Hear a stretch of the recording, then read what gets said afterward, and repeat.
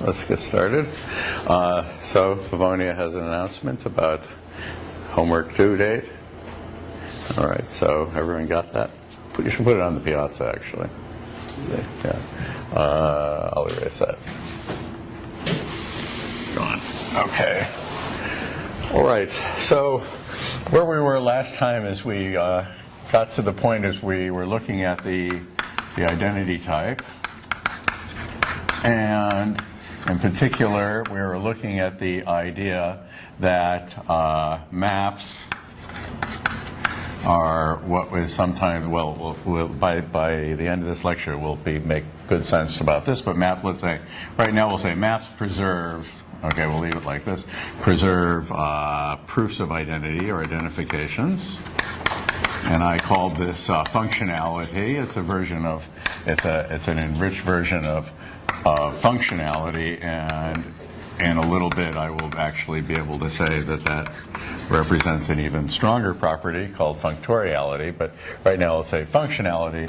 So what we end up saying is if we have, for example, F is a map from A to B where these are closed types, and we have some proof that some two arguments in A are equal, or there's an identification between them, then there is an action, there's a thing called app, FP, which sometimes in informal notation people will abuse notation and just write that as F of P. Depending on the situation, that can be not confusing or confusing, so I'll try to stick with that at least for the time being, which is a proof that in B, F of A is F of A prime.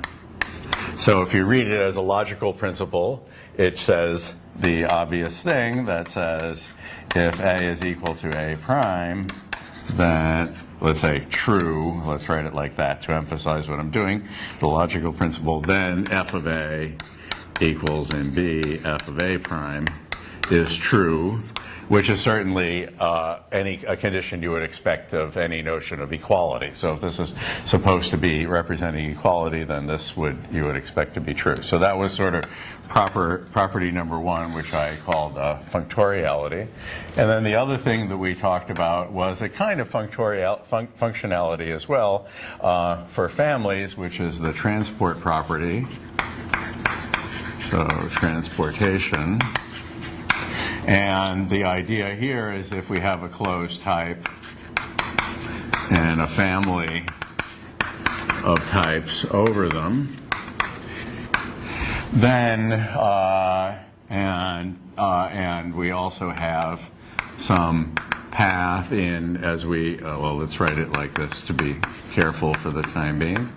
A equals A prime in the base space, as it's sometimes called, the indexing type of the family, and we have two equal things, then in a certain sense we should expect, at least by analogy with what I've written here, that there ought to be some relationship between B of A and B of A prime. And what I described is that there's a transport property which could be thought of as parameterized by this, and which when applied to P gives us a function that takes, if I write it like that, it looks a little better, B of A to B of A prime. Now this function will have some useful properties that we'll develop a little bit shortly, but that will end up saying that it's an equivalence. But right now, let's just say we have a function, a transport function that goes from B of A to B of A prime.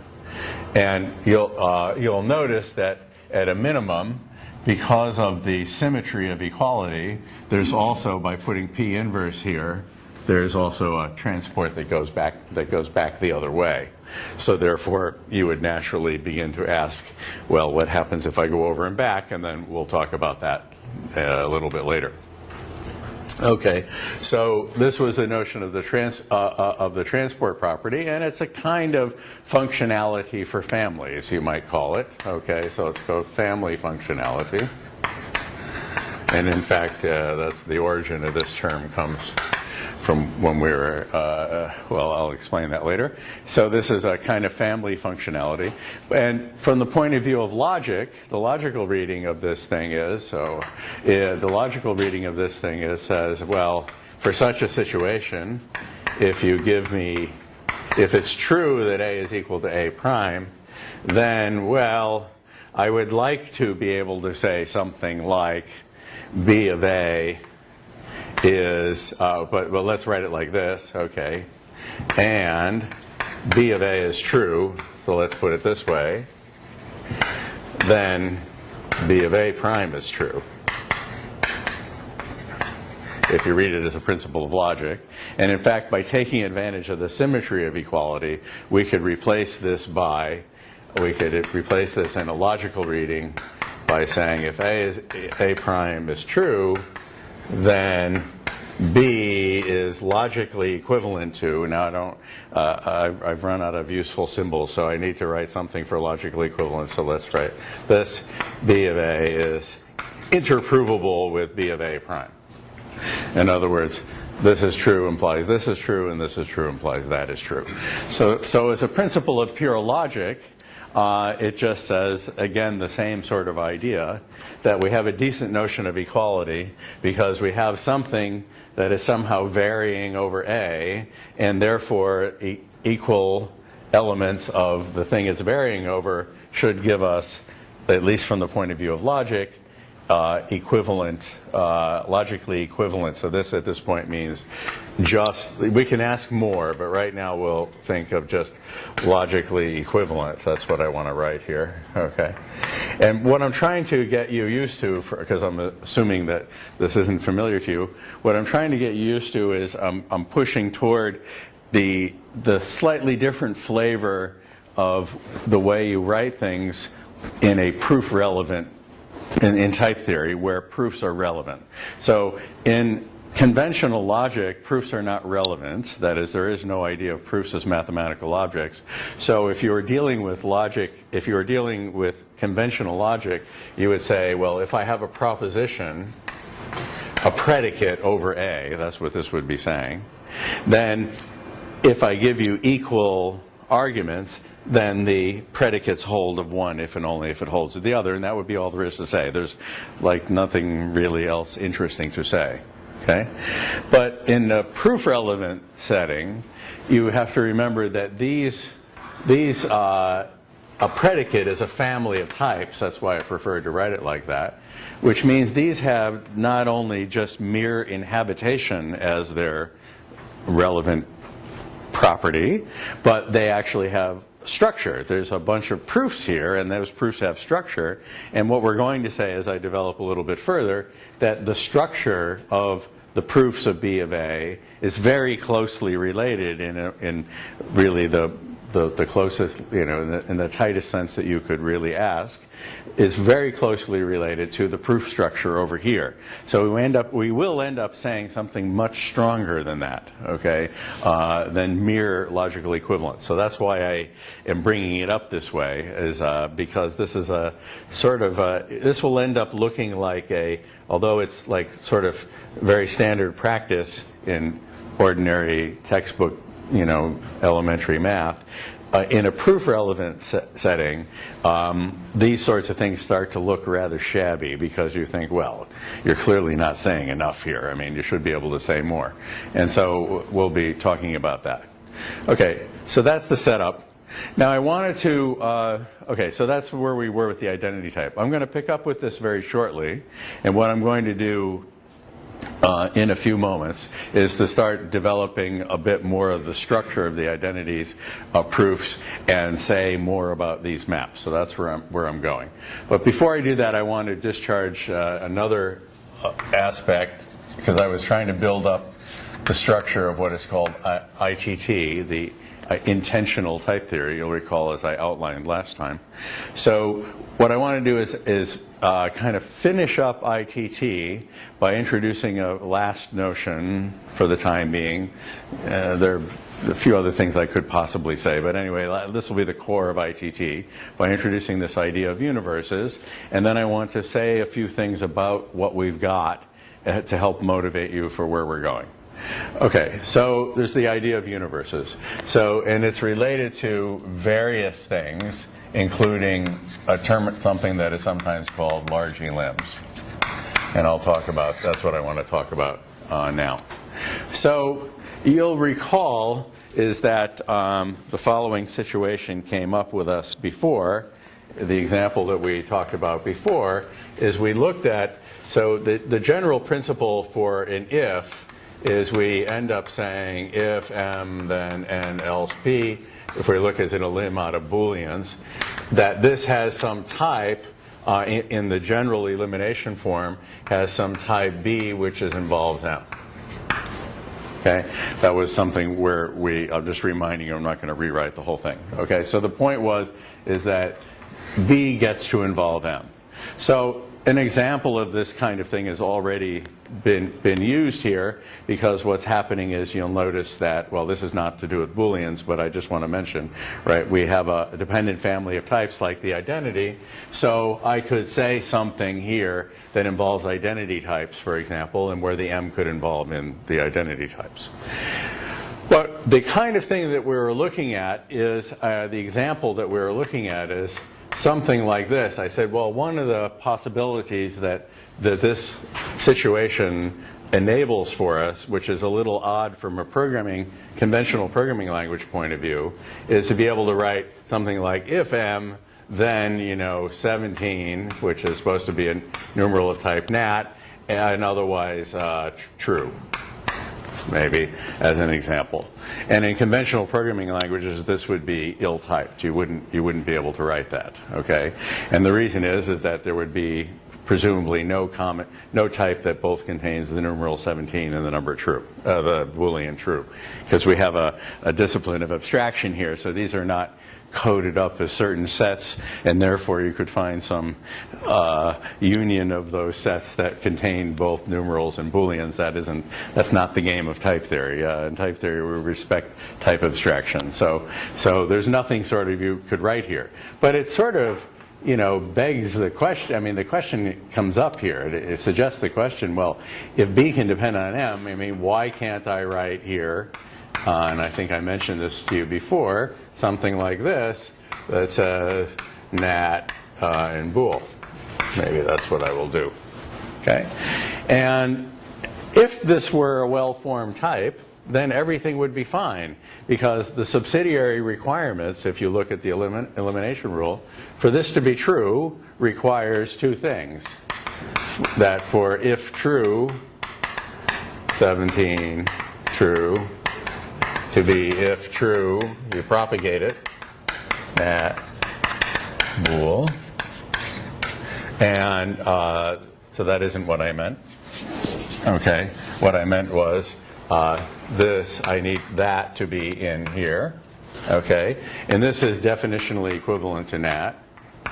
And the other obligation, if you look at the elim rule, is that true should be in if false, nat bool. And that's definitionally equal to bool. And we're good. All right? That's a well-typed term. If only we could form this. Okay? Question is that a type? And as of this moment in my development, it's not. Okay? Because the only types that we had that could depend on, the only non-trivial families that I've given you so far are the identity. So there would be like mn or something. That's a type that, or on some type A, whatever A might be. So on some type A, mn is the only way the M could involve in here, okay? And that, in the kind of scenario I'm looking at, the identity isn't involved.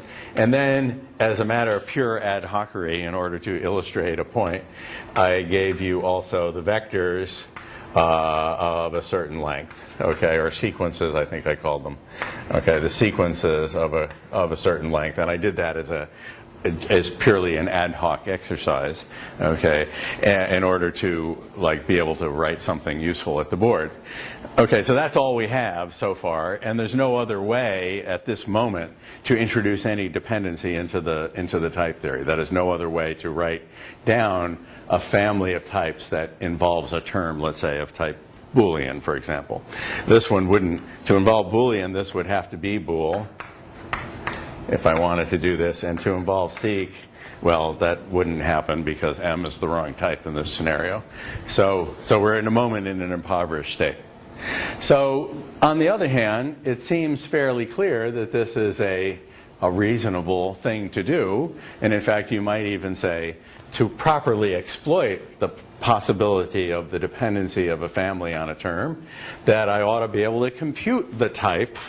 See here, there's no computing involved, you just plug it in. Okay, it's a relation, it's a primitive relation that every logic has, equality, and you just plug it in. But you might reasonably say there should be a way to compute types, and that's what I'm trying to do here, is I'm trying to compute which type is it as a function of M, and since M is passed in, that seems perfectly fair game. So if you look at the rules of type theory, and remember, for those of you who know more than I've lectured on, where we are right now, there is no way to write down this type, okay? And what is the reason for that? Well, the reason is that recall that the rule for conditional says if, well, it's really implicit up here. The point is that there has to be a type, a motive, that we could write down. So we need the motive. So in order for this to work out, we have to have the following thing has to be a legitimate motive.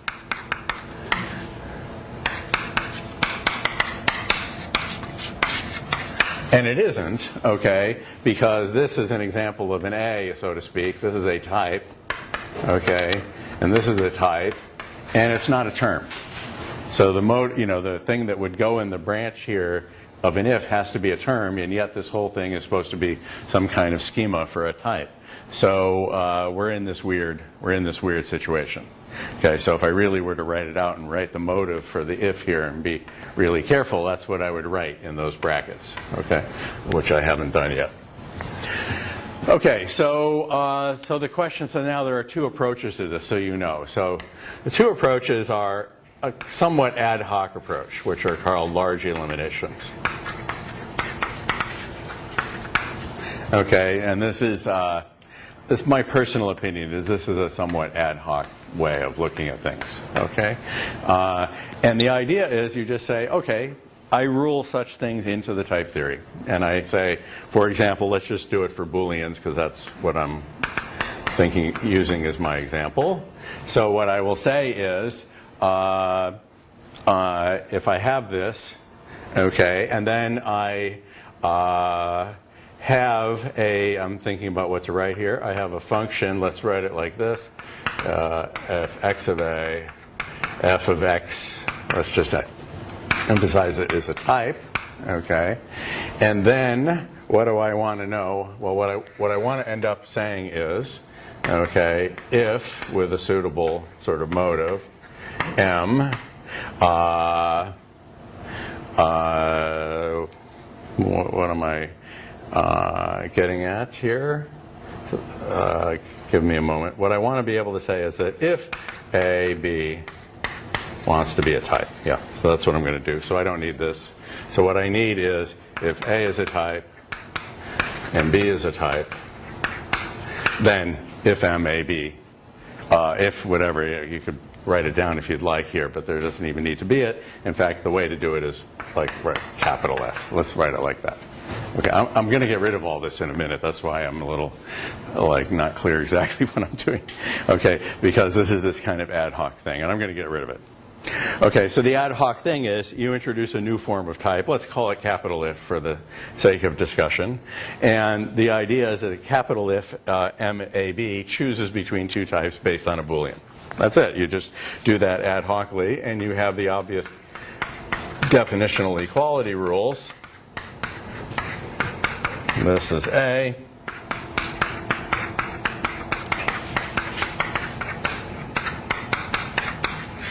This is B, and that's pretty much all there is to say about it. So there are some versions of type theory where people do this, okay, because they don't want to do the next thing for other reasons, okay. So this is the typical thing. So one way to solve all this problem is introduce a special notion of capital If. We won't do that. Eventually, what I really wrote will be valid, but we'll write a special notion of capital If, and those are called large eliminations, because they eliminate into the universe. I have to use it. The universe of all types. Okay, that is you could almost say the type of this is type. Okay, and so these are types. So they're kind of eliminating into the universe of types. That's the way people think about it. Okay, so that's a method that people use in order to be able to type check programs like that. But there's another way which has a lot of benefits for other reasons besides just larger limbs, although it is one of the main benefits of doing it, is to introduce the notion of a universe of types. And that's what I want to introduce next. So it's difficult to give a definition of what is a universe. I can show you, here's a thing which is a universe, and here's this other thing which is a universe, but it's a little hard to say what qualifies as a universe. So I will just say, informally here, a universe is a type of types. That's what I will just say as my informal definition about what is a universe. A universe is a type whose elements are themselves types.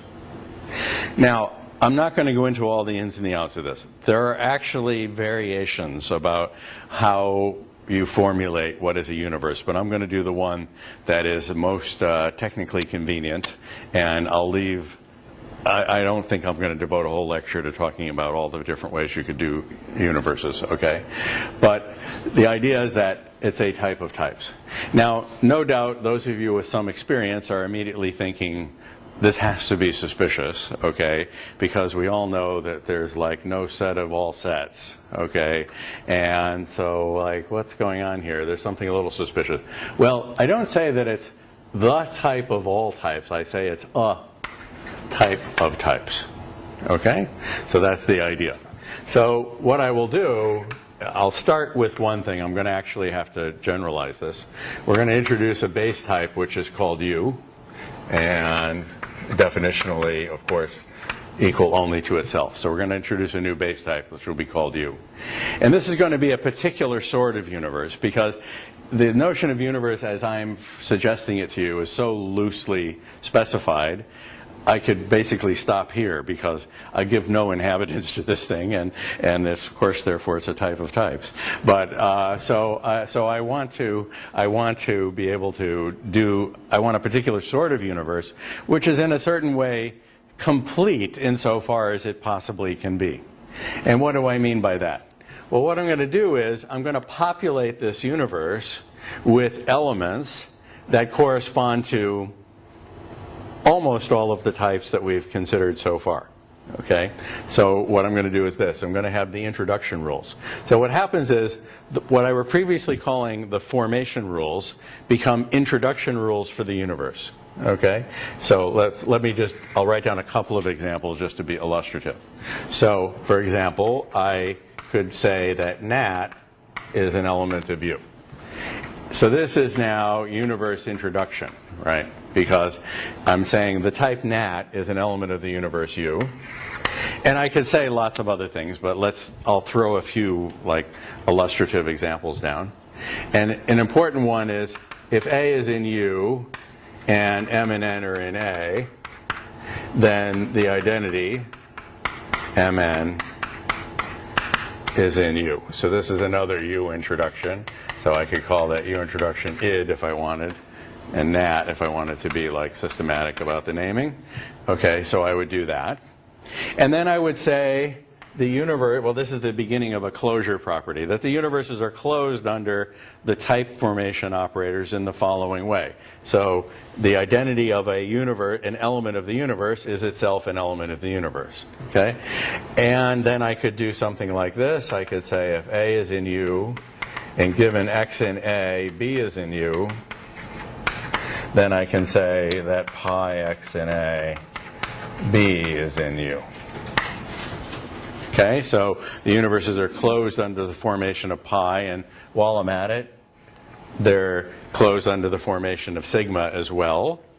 Let's see, what else did we have?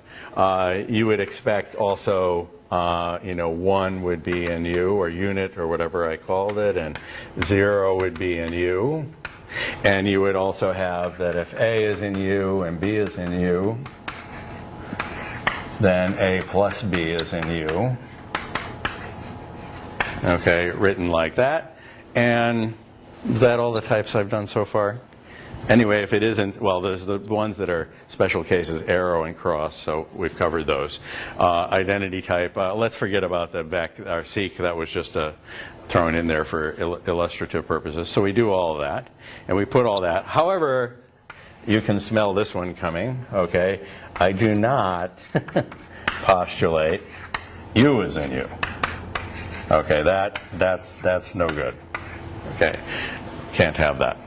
Okay, so it's almost as if I just said take all the formation rules and turn them into (U), and then that's going to be the definition of U, except for the fact that here's a formation rule. This is a universe formation, and that one doesn't at this stage get to be turned into an introduction rule.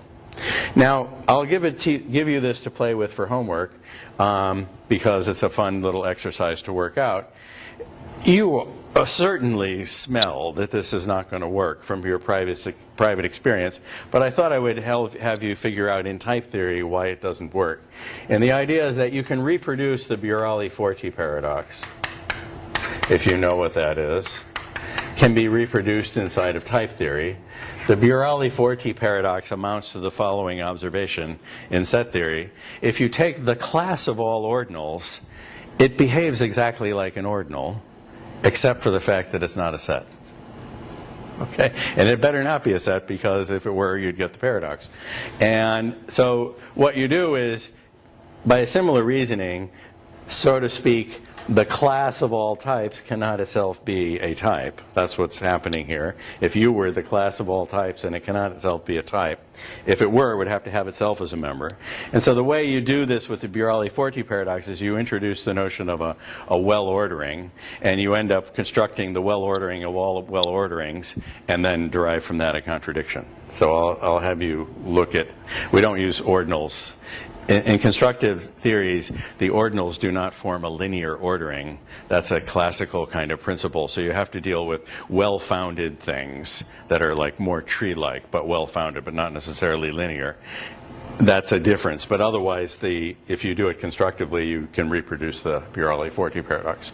So this is not the case. Okay?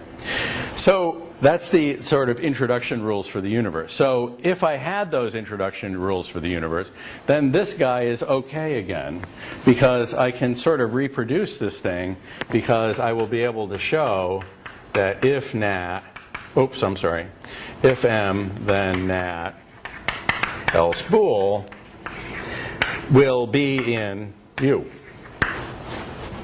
Okay, and given something else I have to do, but the idea is that, first of all, I can now form this thing without you. Now let's forget the larger limbs now. I can now form this thing, whereas at the moment I introduced it for the purpose of the lecture, I was not able to form it. I can now form it because the type of the two branches, there is a common type, and it's U, okay, which doesn't depend on M. Okay, it's just a constant, okay? So this is like this. Why? Because nat is in U and bool is in U. Well, bool is in U because 1 is in U and 1 plus 1 is in U, and bool was defined to be 1 plus 1. So we get nat and bool are both in U. Okay, so then we appear to be off to the races. Except we have to have also some elimination rules, because it's well and good to form that thing, but what allows us to classify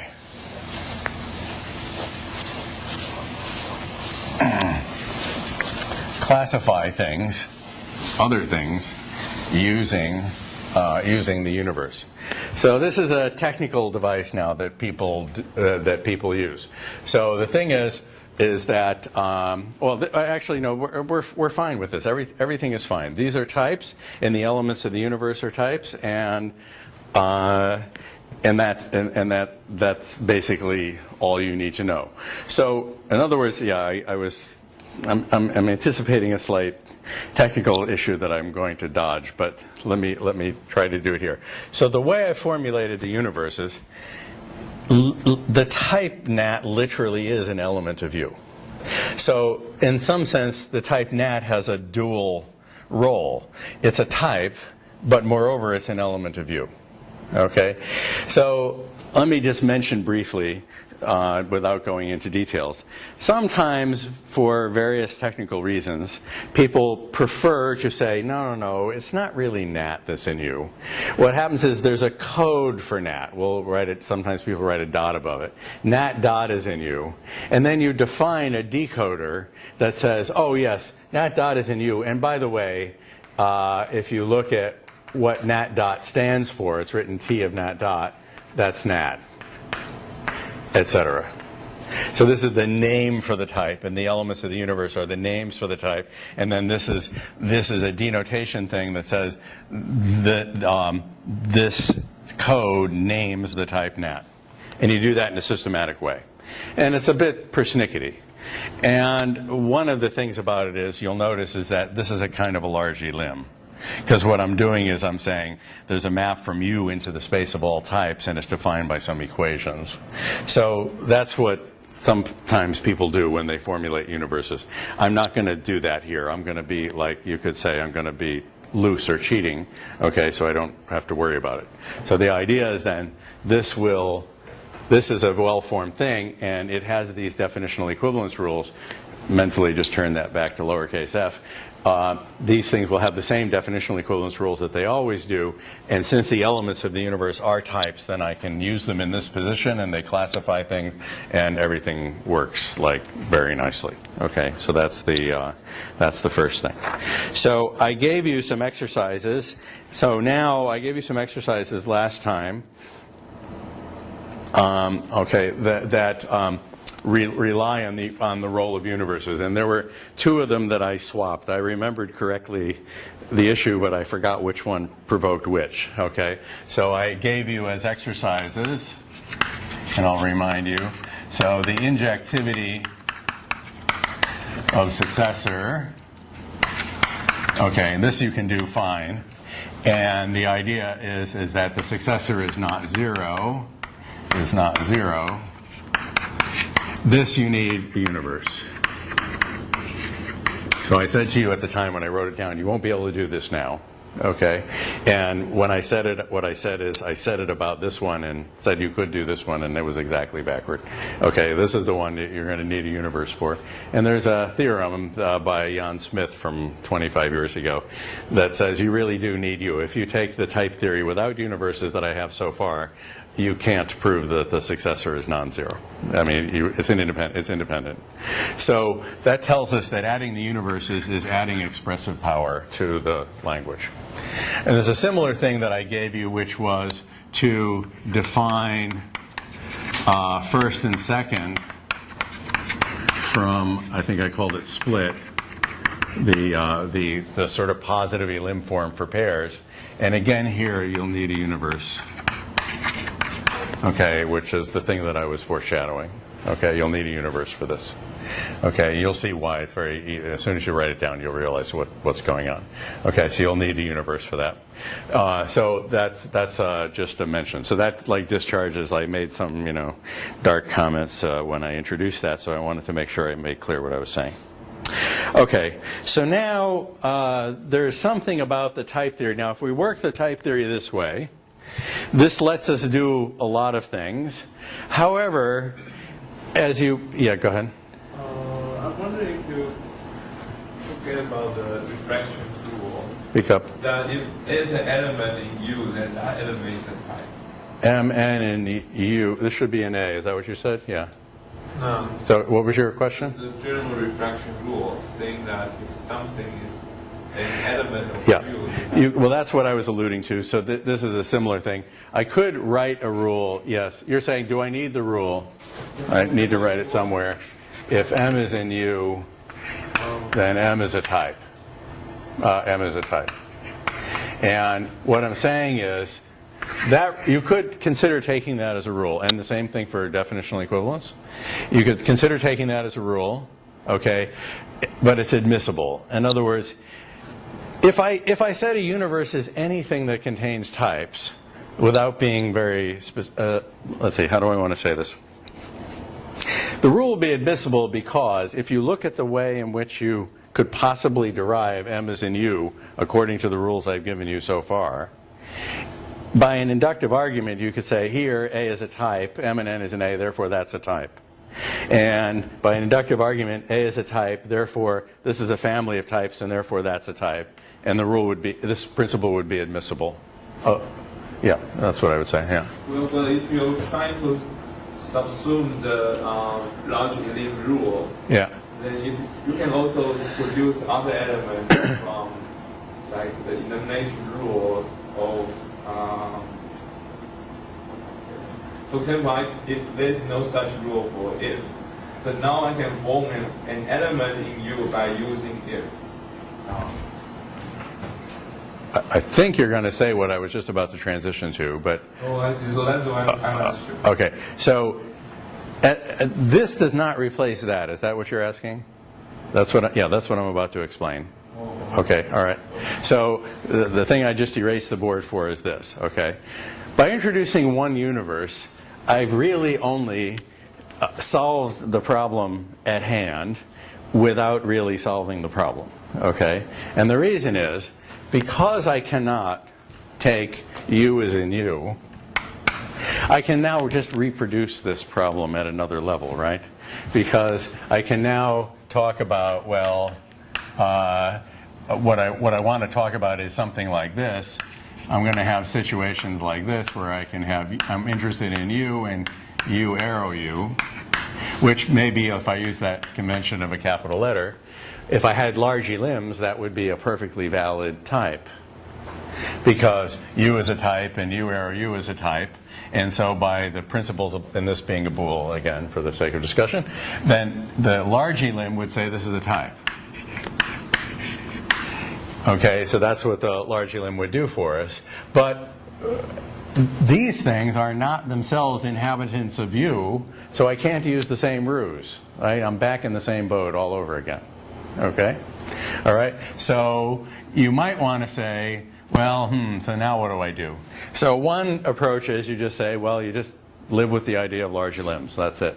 And you do that. So some people do that. You can do that.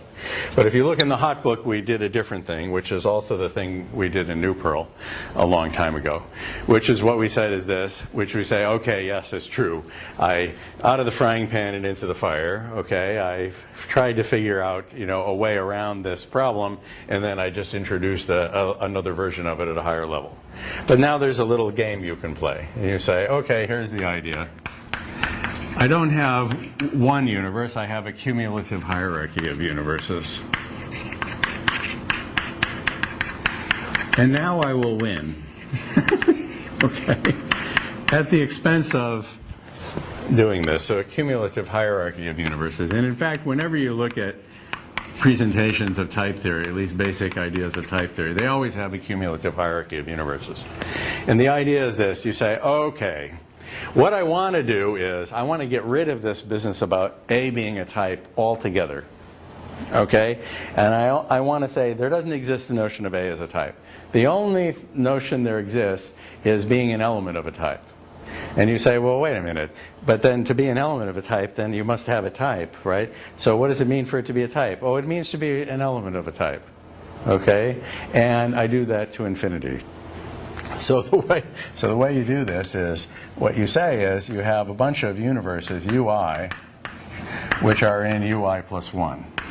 So this could be thought of as UI plus 1 introduction. Something like that. So that the U over here is U1. Okay? That's the one way to think about it. So you just write this down. So you have a cumulative hierarchy of universes, U0, U1, U2, like that. And you say each inhabits the other. And that's the first critical notion. And it's an atom. It just doesn't have any trivial, it has only trivial definitional equality. So you do that. And then you introduce closure principles for each universe. Okay? So we end up saying, for example, we say NAT is in, let's say we start at 1, NAT is in U1, okay? And then et cetera. Let me just write one other example just to be specific. So we can say, in fact, you can do it like that. No, what you do is you say NAT is in every universe. NAT is in UI. And you say if A is in UI and and given X in A, B is in UI, then you say that universe is closed under the general product. So that's UI as well. And so is sigma, etc. Except we now have this principle. Instead of U colon U, we have UI colon UI plus 1. And then we have one more, which is the principle of cumulativity, which says that if A is in UI, then A is also in UI plus 1. And that's called cumulativity. And in fact, you then also say if they're equal as elements of U, definitionally equal as elements of UI, then they're definitionally equal as elements of UI plus 1. You have both, and that's called cumulativity. You have a cumulative hierarchy of universes. So this is forced on us because of the Burali-Forti paradox. This architecture is forced on us by reasons of what is called, so this introduces what we call the size hierarchy. And those of you who know about such things, these basically correspond to the idea of inaccessible cardinals. Okay? Because what we're doing is, with the idea of an inaccessible cardinal in set theory is you have a cardinal in such a way that V sub that kappa is completely closed under all the things that you postulate for set forming, in particular power set, what's really important, power set and replacement and the natural numbers and all the axioms of set theory sort of hold in that approximation to the universe of sets up to that cardinal, and an inaccessible cardinal is one for which that holds. And then you just, to increase your expressive power of your set theory, you just start throwing in axioms of more and more outlandishly inaccessible cardinals. Okay, the first one being omega, the natural numbers itself. If you take set theory without the natural numbers, then omega is an inaccessible cardinal. You can't get to it without by iterating all the things you've had already, and so you throw that in, and then later you throw in others. So these universes things they're analogous to, let's say, I would say they're analogous to large cardinal axioms in set theory. Okay, so this is what is called the size hierarchy. Okay, so it's unavoidable, and I'm going to write it. I'm going to draw a picture later, or I'll start drawing it now, which is the hierarchy of things if we have, U1, U2, U3 up here, going like that, which is a collection of universes. So you can say that the universe of types is being stratified, okay, by considerations of size. In the same way that the large cardinal axioms can be thought of as indexing, notions of size of sets, okay? Then you can get bigger and bigger sets. So that's what is going on here. And then what we're going to do now is we're also going to introduce a horizontal axis, which is a new thing, which is going to be called the idea of level, H level it's called, or dimension. And I will start talking about dimension now, but I haven't gotten to this yet, so I'm foreshadowing. But there's going to be another stratification, which I like to think of as being on another axis, which is of dimension. So the dimension and the size hierarchy are going to be kind of different. Two different notions, although they are related. So things of large size tend to have large dimension. But there are things of small size that have large dimension, and or you could say it the other way: large dimensional things have small sizes. That is definitely true. So it's not like they're related but not totally coupled. Okay, so what we'll do is we will distinguish these two. So in type theory, traditionally in type theory, we've always had this hierarchy of sizes, and it's only recently that we've developed the idea of dimension. So that's the new factor. So this is the new thing in what we're calling homotopy type theory. Okay, is the idea of it is introduced this idea of level or H level or dimension. So that's why it is sometimes called higher dimensional type theory. Okay, so that's the notion of universe. Okay, so what happens is, and I'm not going to write it all on the board, but what happens is if you look in the Hot Book, for example, okay, yeah, I should mention one other thing, which is the notion of typical ambiguity. Okay, which is, in the Hot Book, we often write, let's look at this rule. The formation rule for pi's now looks like this. It says if A is in U and X is in A, then B is in U, then pi X in A, B is in U. I want to explain to you what this rule means. Okay? So previously we said if A is a type and this is a type, then that's a type. Okay, that's all good. But now, in order to take advantage of this, there's this technical device of using a cumulative hierarchy of universes that lets me get rid of the judgment of something being a type and replace it by being in U. So that means that throughout the book, or whatever, you'll see that the formation rules, so pi formation is just the same thing as universe introduction for pi. Okay, so that's a short form for that. So that's the way it works. But now there's one thing you have to understand.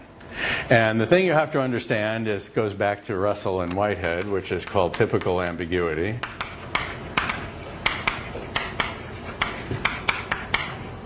And the idea is, what this really means is, pick any I you want, the same in each of these places, and then this will be a valid rule.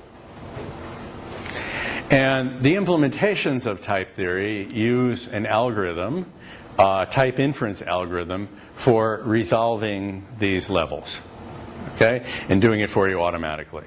Now, I'm not sure. It's either in a fork release of Coq or it's in the general main release of Coq. I'm not positive, but it just got introduced this past year. And the idea is it lets you do this kind of thing ambiguously. So you write them down ambiguously. It's simultaneous. So it's a kind of universe polymorphism. When I introduced this thing, it was called universe polymorphism. Okay, and in Russell and Whitehead, it was called typical ambiguity. So this is also called universe polymorphism.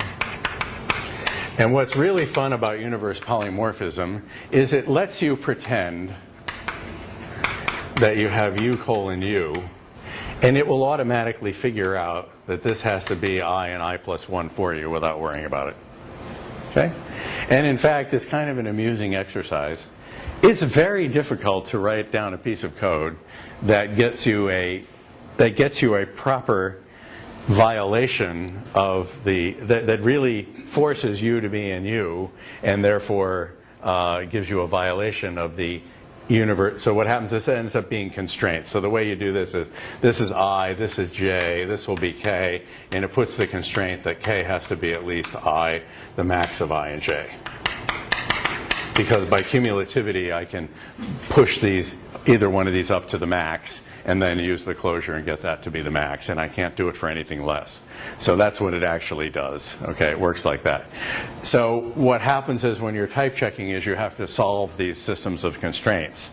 And it's damn difficult to write down a piece of code for which this has no solution. Okay, so in practice you can pretend U is U and you'll never notice the difference.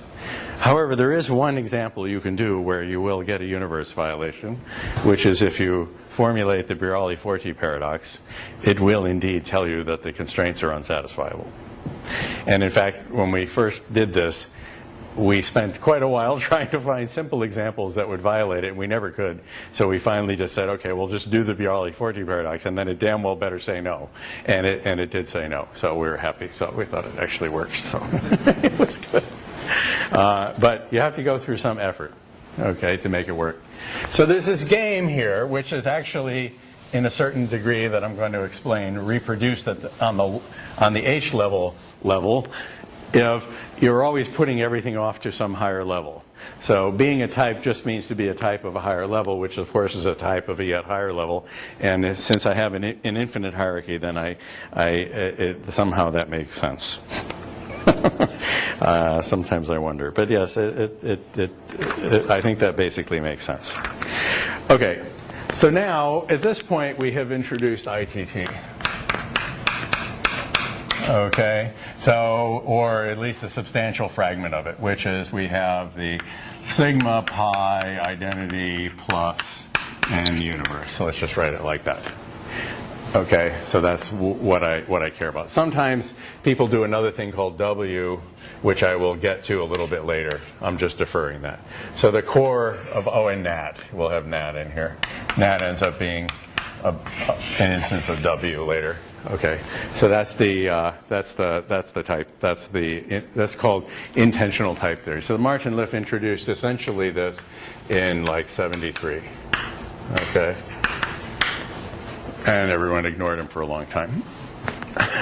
So that's like the kind of the history of it. So Martin Liff introduced it in '73.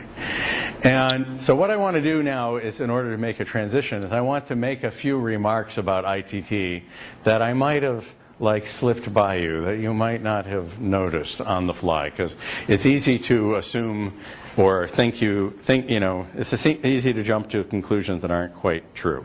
So let me mention one, which is just a very simple thing, which we'll come back to later. So I'm going to do some little elementary properties of ITT in order to motivate a few things that come later. So the first thing, inevitably this is always the first thing, so we'll do this, which is the axiom of choice in ITT. Well, actually it's a theorem. The theorem of choice. Okay, so we'll write it like that. And what does the theorem of choice say in ITT? It says every total binary function relation contains a function. Okay, that's all. So what I say is, if for every x in A, there exists a y in B, okay, such that C, some relation, holds of x and y, then there exists a function from A to B such that for every x in A, C holds of x and f of x. And f is called the choice function. What is called the choice function?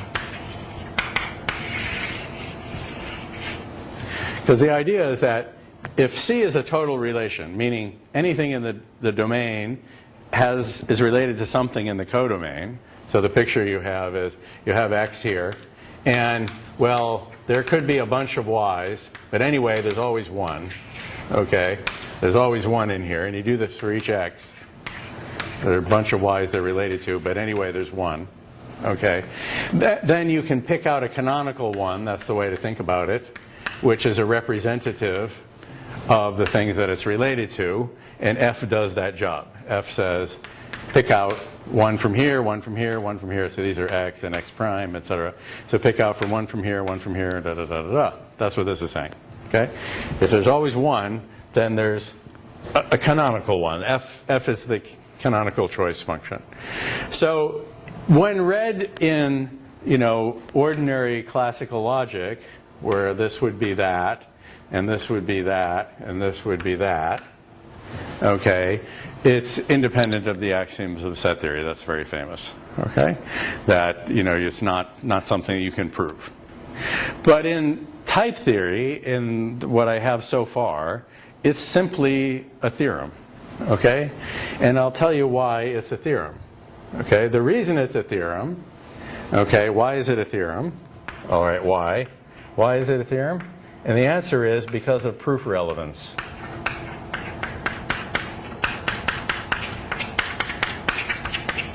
Because it's a constructive theory. And amongst other properties of constructive theories, proofs are relevant. So the idea is, let me just do it informally rather than write down a full derivation. Give me one of these, let's call it capital F, okay? Because that's my hypothesis. I need to say, the proof I want is going to say, give me one of those, capital F, I won't write down the type, and I'll give you one of these, okay? And so let me make some room for myself. So to give me one of these, I want to write down an ordered pair, right? Which is the F from A to B here. So this is going to be lambda x, that's in A, and I'm going to write something here, and then I'm going to write something here. Okay? So the proof of this, of the theorem of choice, is going to be this lambda term that I'm going to write down. And the question is, what is the choice function f that I'm going to write here? Well, what do we know about f?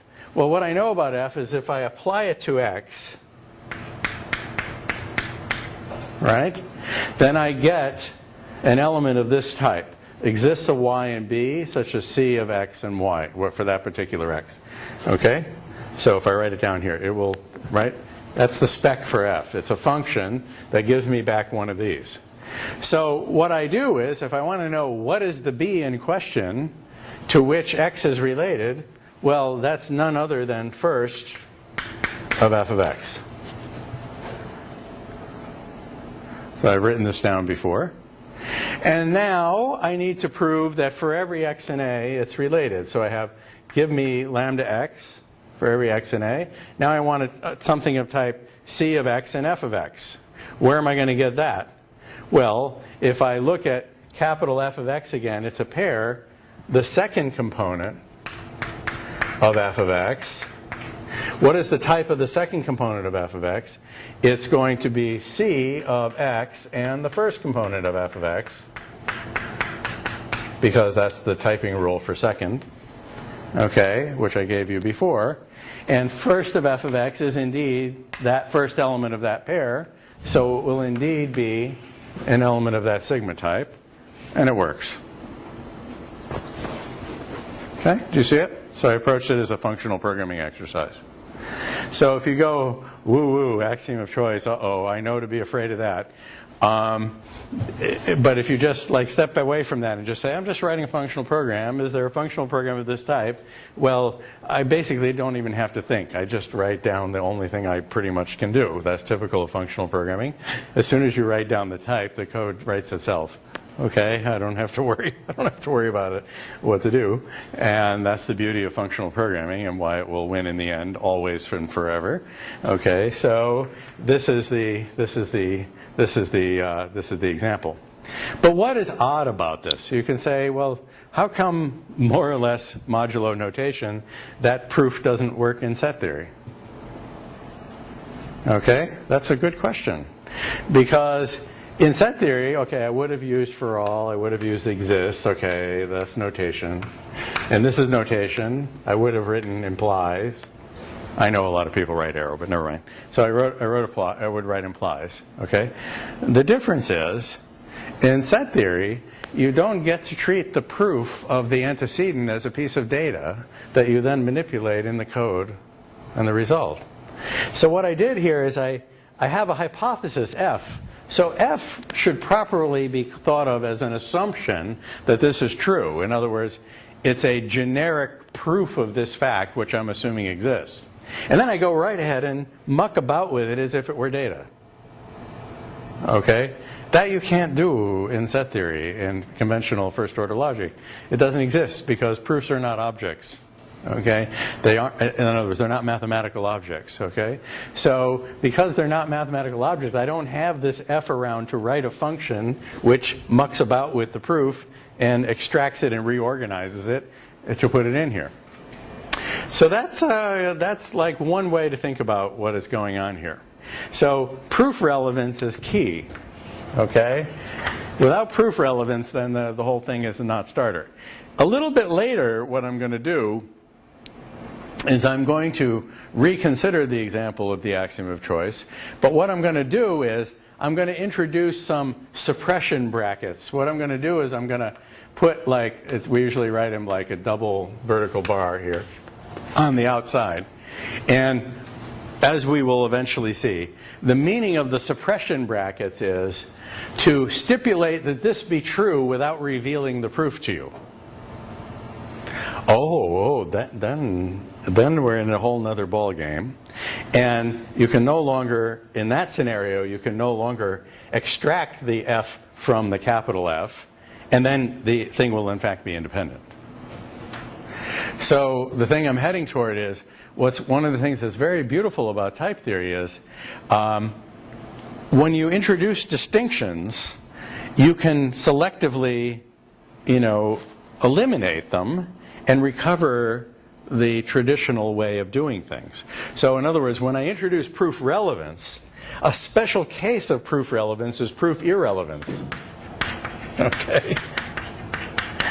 Whereas if I start out the entire enterprise with proof irrelevance, that's like not even an axiom, it's the whole framework of set theory. The first thing you do without ever considering it is you write down first order logic. You've already said proofs are irrelevant. Well, now it's hopeless. You can never get back. You're screwed. Once proofs are irrelevant, then that's it. You can't get back to relevance. But if you say that proofs are relevant at the outset, then you can selectively suppress the relevance of proofs and get back proof irrelevance. So the constructive framework is strictly superior. Okay? That is the idea, because I can reproduce all of the reasoning that you're familiar with and point it out as a particular kind of degenerate form of what you might have done in the fuller type theory. That's where the power of type theory comes in, okay? Is that it gives you that. And this idea comes up a lot. The same thing comes up in programming languages. There are loads of people who wish to deny you the ability to make type distinctions by calling their language dynamically typed. And then they somehow, and then you're screwed, you see? Because if you have a static type system, a dynamic type system is just a mode of use of static typing. If you insist on dynamic typing at the outset, then what you're doing is you're denying me at the outset the ability to express type information. And now you're screwed. You can never get back. But if you start here, then I can selectively suppress that information and get down to a dynamic type system as a special case. It's strictly superior. Now, I know that there's, if you say that on Reddit, you'll get flamed to death. Okay, but nevertheless, it's true. So, as an example, there's a funny thing that happens that somehow people specify the weaker thing as being stronger. I'll never understand that. Okay, but it's a well-observed technical fact. So that's like first thing. So that's just for fun, and we'll come back to that a little bit later. This next thing you're not going to like at all, I don't think.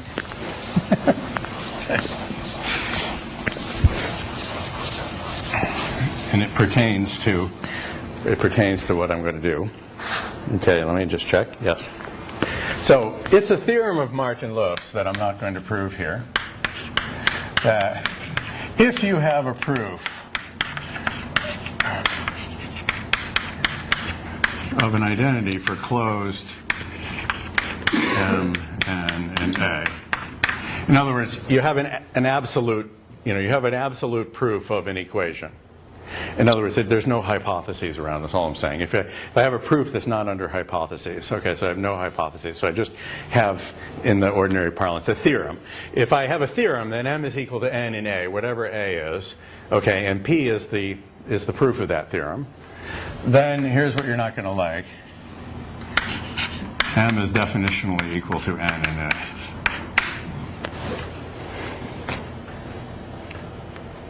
So this is a theorem of Martin-Löf. In fact, I believe it's even in his original 73 paper, if I'm not mistaken. Okay, which tells you this. Now, unless you've thought carefully about things, you might be uneasy about whether you should like this or dislike it. So let me explain an example of this.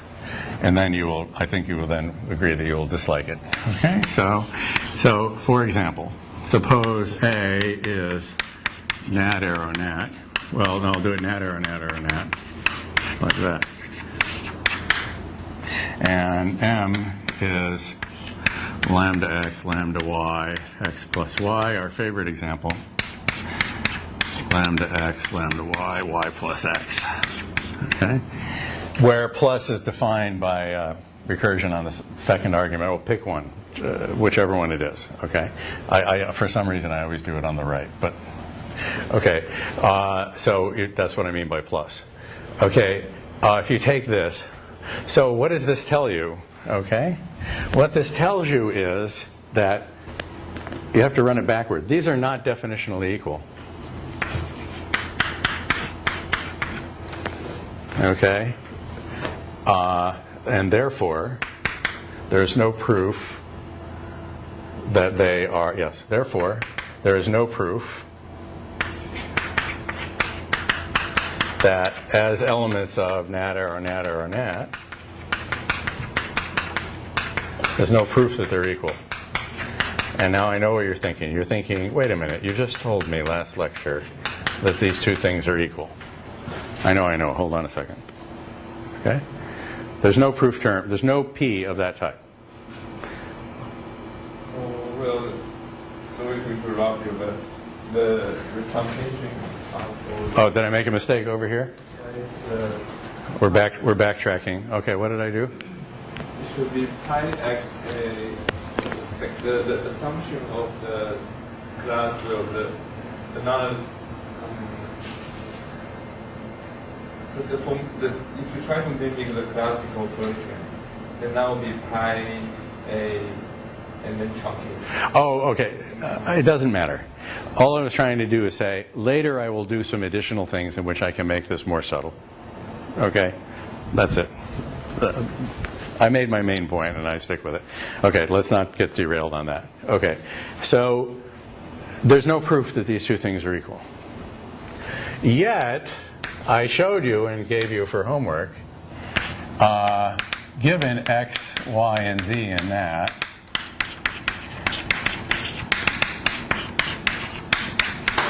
there exists a proof P, which I gave you for homework, that id nat x plus y and y plus x. I gave you that to look at. There exists such a proof term. And so now you definitely think I'm nuts. Okay? Because I'm telling you, for every x, y, z in nat, x plus y is equal to y plus x. There's a proof for that. You can write that down. We discussed that. Yet, you cannot conclude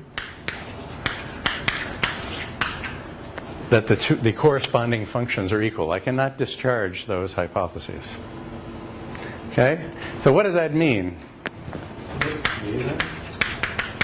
What is called the axiom of extensionality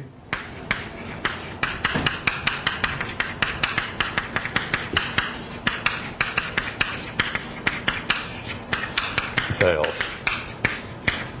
Okay? It is not the case that if uniformly in X, I have a proof, let's see, B, f of X, f of Y, f of X, g of X, what I want, f of X, g of X, right, yeah. Then, so this is not true, okay? Then something is a proof that id A arrow B, f and g.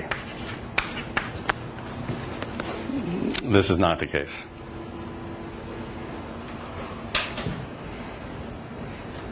In particular, I cannot even get lambda x f of x is equal to lambda x g of x, which is an eta step away from f and g. I can't even do that either. Okay, in fact, you could argue that that's exactly the thing you can't do. Okay? So that's not very nice. Okay? This is not very nice because it means that your ordinary notion of function which you may well have taken for granted, like somehow without thinking about it as I went along, that surely this is true. Unfortunately, it's not. Okay? And this is one of the many weaknesses of ITT, okay, is that axiom of extensionality fails. Now, in order to, so you might say to yourself, oh, fine, take it as an axiom. So one thing I could do is, there are different versions of this, of way to do it, but one version of this is you say, essentially, lambda x dot p with an abusive notation should be a proof of id a f g of, well, id a arrow b, lambda x f of x, lambda x. In other words, lambda x preserved, p is preserved by lambda abstraction, so that if I have a family of proofs like this, I should lambda abstract it and get a proof of these two things. And then by eta, those are definitionally equivalent, so I would get extensionality. So you might think what you should do is add in a new axiom like this. Just throw it in. The problem to worry about is, what is poor J supposed to do when it sees lambda x dot p and is trying to do an x dot q? What is it supposed to do? See, because remember, J depends on the idea that its beta axiom only applies to reflexivity. So if you now start chucking in new proofs, I put it in quotes because I'm trying to, emphasize the somewhat dubious nature of throwing in axioms in type theory. If I just throw in an axiom like that, okay, then I've screwed the computational interpretation, because the beta rule, there was a beta rule for REFL, we were good with that. So we had REFL of m, and we said that was equal to m for xq. So that's good. But now we have this instance of axiom of extensionality. That's another sort of proof. And what in the hell am I supposed to do with that? This is the number, in my mind, the number one problem with homotopy type theory. Because in homotopy type theory, this term will be definable in terms of other things. So for the temporary purposes, I might as well say, we throw this in as an axiom. And when you throw it in as an axiom, you've completely screwed the computational behavior, okay, of what's going on with J. And the big open problem is to understand the computational meaning of homotopy type theory. And this is the beginning of why it's an issue. Okay? So that's the first thing I want to mention to you about that. Okay, so we'll come back to this very shortly. We'll start talking about the structure of identity proofs, but that's the issue. But right now in ITT, the axiom of extensionality fails. Okay, and so that has created a lot of problems. Okay. So there's one thing that I want to say about this. Do I want to say it about this? Yes.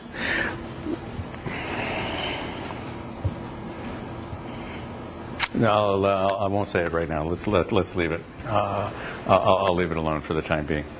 Okay, I'm going to come back to the meaning of the axiom of extensionality in a minute. Okay, so third point I would like to make is to define for you what is ETT, which is the extensional theory of types. Okay, ETT. So the word extensional is overused in type theory, so it has many different meanings. The meaning in this case that I'm going to explain pertains to that, but it's not wholly about that issue. It's about other things. Okay? And here is the idea. So the idea is that, the way I like to think about it is this. Let's hold in abeyance this principle about function extensionality, that's what it's called. So to be precise, people will often call this function extensionality to avoid confusion with other uses of the word extensionality. So that's called function extensionality. So the idea is, let's hold that in abeyance. Let's pretend I didn't say that. So the idea is that the only paths, the only identifications are reflexivities.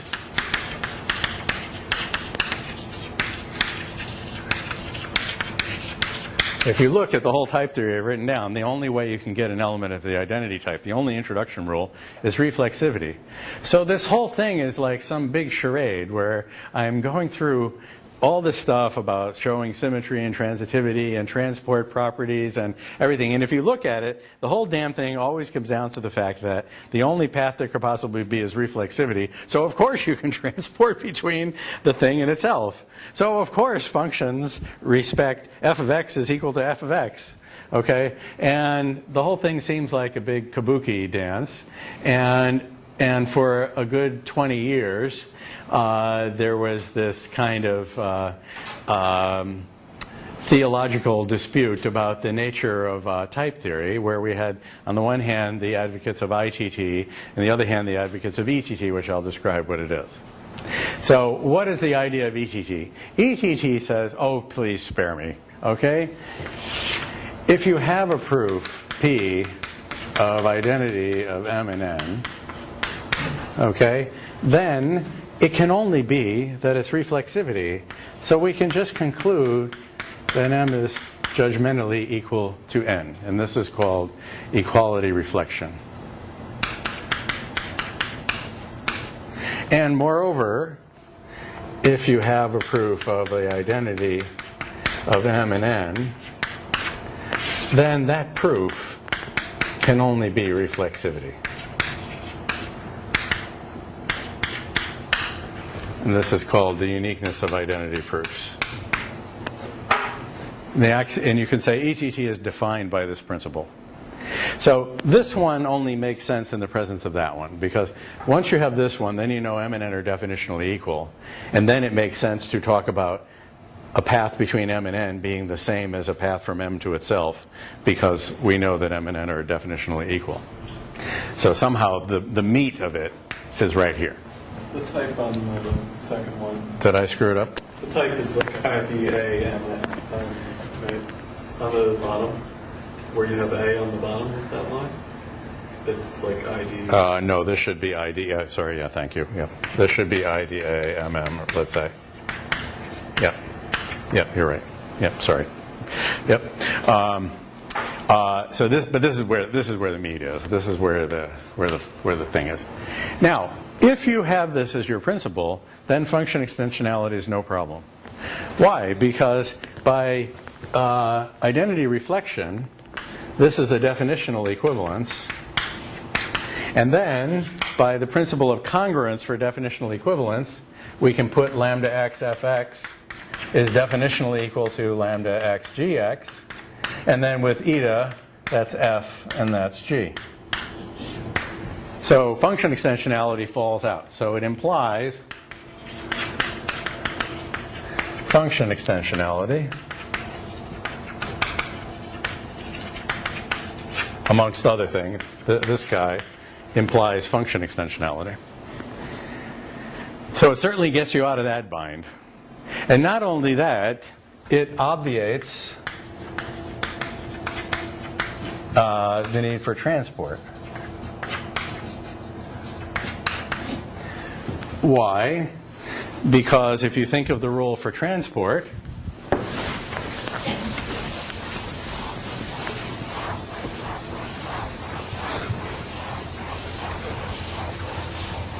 the rule for transport says you have a family of types. Well, whether it's in U or not is not relevant here. And you have you have a proof that A is equal to A prime in A. Well, that means that A and A prime are judgmentally equal.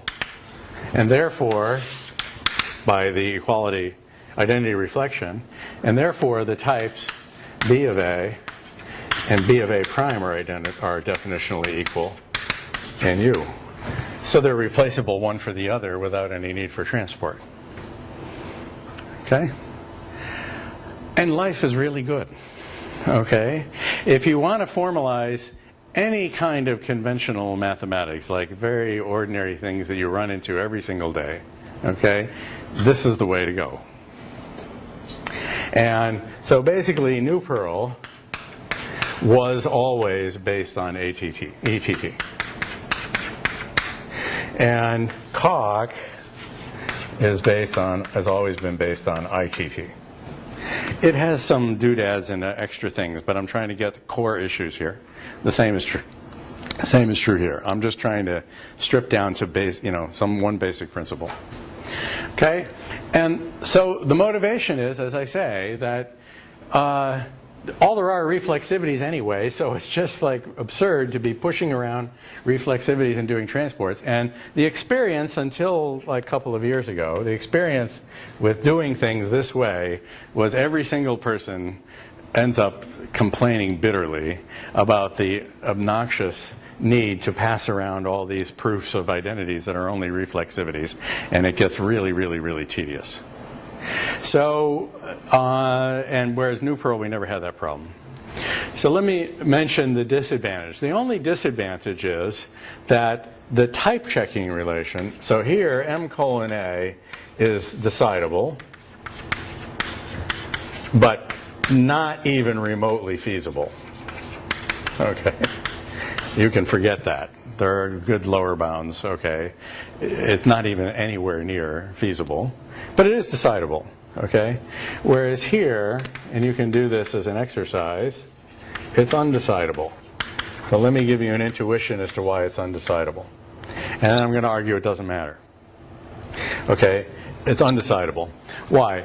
Because in order to decide type checking as a subroutine, you need to decide definitional equivalence. And in ETT, if you want to know whether M or N are definitionally equal, well, you can calculate, like beta reduce both sides and try to see if you can get them to be the same. But in the presence of identity reflection, there's another option, which is search for a proof. I want to know M is equal to N, I have to run this rule backward. And now I have to search for a proof. I say, oh, is there a proof of this? Oh, now I'm in arbitrary theorem proving. I have to prove, is this equation true? That equation, you can code up with higher types equations that represent open problems. I mean, you're not going to be able to decide, okay, whether these things are equal. So you can't find that P. So this relation is undecidable. However, what is perfectly decidable is that D is a derivation of this fact. That's decidable. If I show you a proof ending with M:(A), you can check that that proof is correct. And indeed, when you work with Coq, you don't actually write down M:(A). What you do is you run tactics and decision procedures to compute such Ds anyway. And those are the things you really work with. These are not the things you really work with.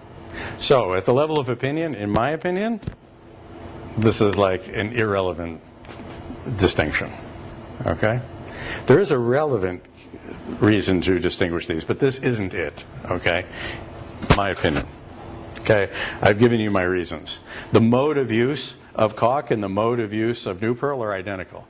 And that's not a coincidence. Chet Murthy took the New Perl architecture and built Coq. The Coq you know today is New Perl, okay, rewritten, okay, and uses the exact same architecture. Okay, so that's where, so there's a direct causality here. There's a reason it looks like that, okay, because it works like that. So that's why they're both working in this. Now I see Kayvon's outside the door, so I'm way over time. Okay, so I will pick up next time and talk about, I had a few other points I wanted to make. Sorry about that. I'm running long, that's kind of rude.